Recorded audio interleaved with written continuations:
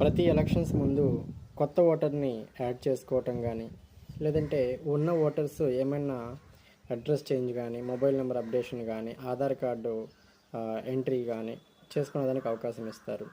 అవన్నీ మనం ఇంట్లో ఉండే చేసుకోవచ్చు.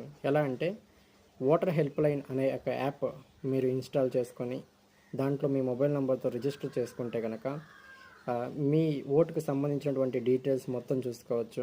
మీదే కాకుండా మీ ఫ్యామిలీ మెంబర్స్వి, మీ ఫ్రెండ్స్వి, ఇలా అందరివి కూడా చూసుకోవచ్చు.